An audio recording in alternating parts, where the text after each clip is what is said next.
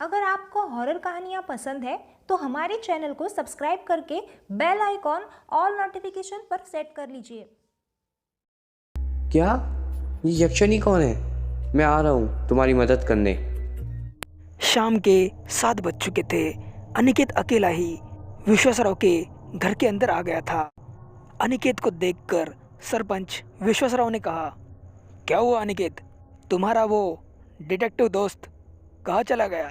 क्या वो अभी तक आया नहीं? इस पर अनिकेत बोला, देखिए चाचा, आयरन को एक अर्जेंट कॉल आ गया और वो वहाँ से चला गया। पता नहीं कुछ इम्पोर्टेंट कॉल कह रहा था। इस पर विश्वासराव ने कहा, तो अब तुम आगे क्या करोगे अनिकेत? वैसे भी गांव वाले तुम पर बहुत ही ज़्यादा नाराज़ है। वो तुम पर किसी भी वक्त हमला कर सकते हैं। अनिकेत बोला, देखिए चाचा, आपको खूनी से मतलब है ना? मुझे थोड़ा और टाइम दो, मैं आपको ज़रूर बताऊंगा कि खूनी कौन है। विश्वासराव ने कहा, लेकिन तुम ये कैसे पता करोगे? अनिकेत बोला, चाचा, अब मैं ऐसा कुछ करने वाला हूँ जिसके बारे में कोई भी नहीं सोच सकता। ऐसा कहने के बाद अनिकेत वहाँ से चला गया और कुछ ही देर बाद वो अपने घर पहुँच गया।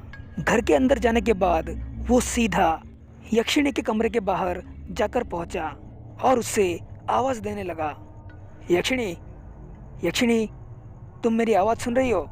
कहाँ हो तुम? यक्षिणी। उसके बाद उस कमरे से आवाज़ आ गई, हाँ बोलो, मैं यहीं पर हूँ। अनिकेत बोला, देखो यक्षिणी, वो सारे गांव वाले मेरे जान के पीछे पड़े हैं। उन्हें लगता है कि मैंने तुम्हें आज़ाद कर लिया है और उस रमेश का खून तुमने किया है। तो अब तुम ही मुझे सच्चाई बताओ कि ये खून किसने किया है? यक्षिणी ने कहा, बिल्कुल नहीं, जब तक मैं इस कमरे से आज़ाद नहीं हो जाती तब तक मैं तुम्हें कुछ भी नहीं बताऊंगी। इस पर अनिकेत बोला, चलो ठीक है, मुझे तुम्हारी शर्त बिल्कुल भी मंजूर है, लेकिन मेरी भी 3 शर्त है। अगर तुम वो मानोगी तो मैं अभी तुम्हें इस कमरे से आज़ाद कर दूंगा। यक्षिणी ने कहा, बताओ क्या है तुम्हारी शर्त? अनिकेत बोला, पहली शर्त, इस कमरे से आज़ाद होने के बाद तुम दोबारा इस गांव में कभी भी नहीं आओगी। इस पर यक्षिणी ने कहा, मुझे तुम्हारी पहली शर्त मंजूर है। उसके बाद अनिकेत बोला, दूसरी शर्त, मैंने और तांत्रिक बाबा ने तुम्हें इस कमरे में कैद करके बहुत बड़ी गलती की। इसके लिए तुम हम दोनों को भी माफ़ कर दो। यक्षिणी ने कहा, चलो ठीक है, माफ़ कर दिया। अनिकेत बोला, तीसरी शर्त, इस कमरे से आज़ाद होने के बाद तुम मुझे और तांत्रिक बाबा को कुछ भी नुकसान नहीं पहुंचाओगी। ऐसा तुम मुझे वचन दो। इस पर यक्षिणी ने कहा, ठीक है, मैं वचन देती हूँ, लेकिन तुम भी मुझे वचन दो कि दोबारा तुम मेरे रास्ते में कभी भी नहीं आओगे।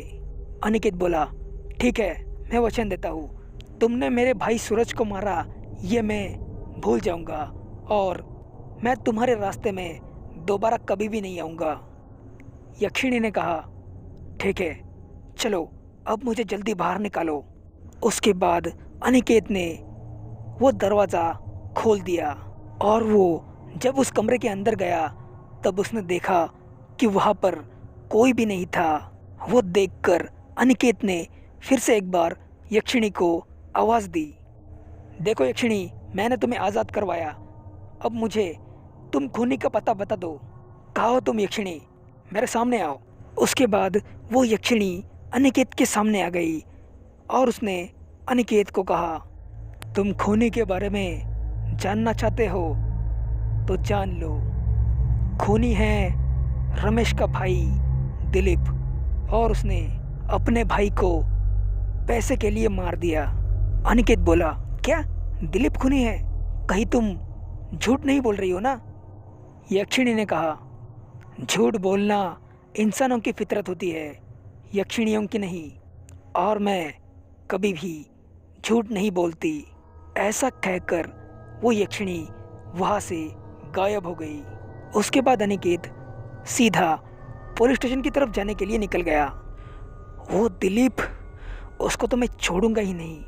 उसे तो मैं एकदम कड़ी से कड़ी सज़ा दिलवा कर रहूँगा।